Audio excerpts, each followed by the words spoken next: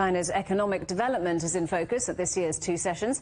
The country's economic target for 2024 is due to be announced on Tuesday. GDP last year grew 5.2%, beating its 5% target. Foreign trade stood at nearly $6 trillion in 2023, a slight increase of 0.2%.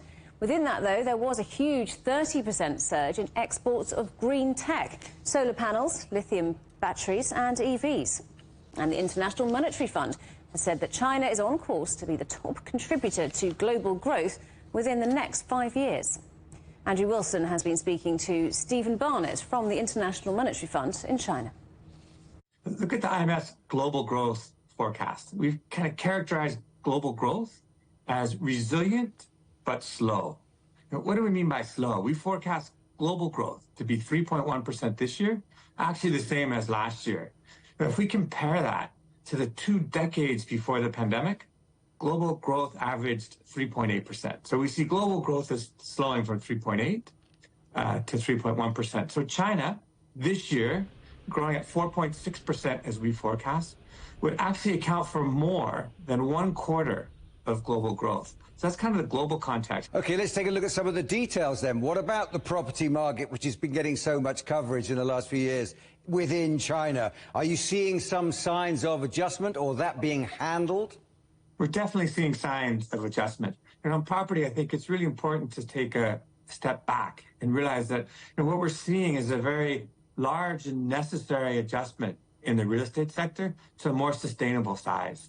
And the government's effort to right-size this market, was always going to be challenging. And the key is to try to do it in a way that minimizes costs. We have to realize real estate accounts for about 1/5 of value added if you count upstream and downstream sectors. We at the IMF think that supply was running way ahead of underlying demand. Some 90% of urban households own a home, so everybody is impacted. You have local governments heavily reliant on land sales. And at the same time, we have actually housing is also unaffordable. Prices are high. So this adjustment was always going to be challenging. But once the adjustment takes place, and we have seen progress if we look at sales and starts, the economy will be on a much more sustainable footing. The figures may be falling back in terms of GDP, but China is still clearly leading economic growth around the world. Where do you think that resilience lies within the Chinese economy? If we look last year, 2023, consumption in China explained 80% of GDP growth. So, the challenge for China going forward is to have a growth model where consumption continues to lead the way for growth. And again, I think if we step back, the history of household consumption in China is interesting. On the one hand, household consumption in China over the 2 decades before the pandemic grew faster than anywhere else in the world. But at the same time, it's also true that consumption as a share of GDP in China is very low. The problem, if you will, was that GDP was growing faster than consumption. So I think the challenge for policymakers going forward is to switch that and have a pattern of growth where consumption continually grows faster than GDP.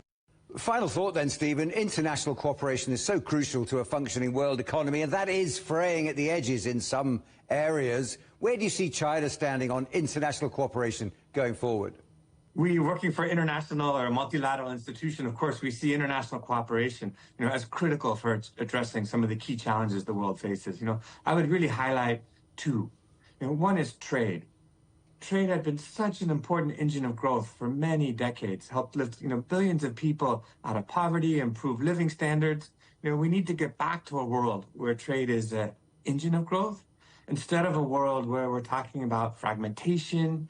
The IMF, we've estimated that in an extreme scenario, trade fragmentation could wipe out 7% of global GDP. So rather than fragmentation, let's strengthen the multilateral trade system, whether that is undoing recent trade restrictions put in place and lowering recent tariffs, or basically strengthening the WTO, including reaching agreements in areas of the modern economy, such as e-commerce, services, and investment. So that's one area.